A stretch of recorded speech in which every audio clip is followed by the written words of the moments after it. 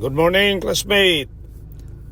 Akong ipakita ninyo ang footage sa lungsod sa Duhali.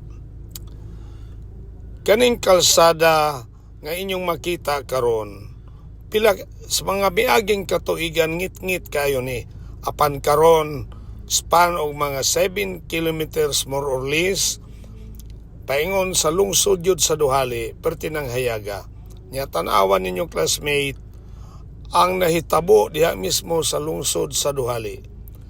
Ang estimate dili mo minus og 10,000 ka tawo ang nitambong tungod kay mao kini pag-switch on sa mga solar lights paingon dito sa lungsod. Hayag na kaayo ang lungsod, buti pasabot hayag na ang kaugmaon sa mga Duhalinyo.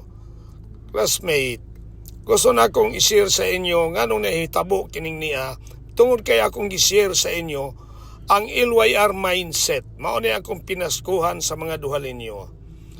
LYR mindset nagpasabot disiplina, sakripisyo ug malasakit. Ang nabulahan ani mga Duhalinyo, labi na gyud ang mga negosyante, gagmay negosyante sa Duhali. Sukad ni ato matagabi bibo na. Imbitahon mo na ako dito sa atong palengke na natay food court. Matagabi doon ay mga kalingawan. Lingaw kaayo ang katawhan sa Duhali. Natingabay ako nga dili masulod ang tao sa lungsod na nobra.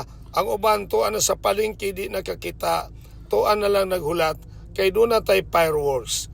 Taas-taas ng fireworks pero ang gastos ana gamay ra kaayo ang gigastos. 300,000 ang budget diin mga gitabang sa laing mga concerned citizen. Bot na kong pasalamatan si Mayor Leonie Bahagi sa Carmen.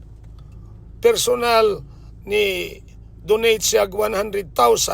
Ako nag-donate ko, di na lang ko mag-mention.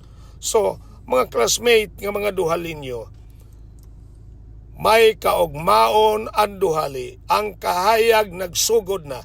Ako lang gihangyo ninyo, i-adapt lang nato ang LYR mindset. Disiplina, sakripisyo, malasakit.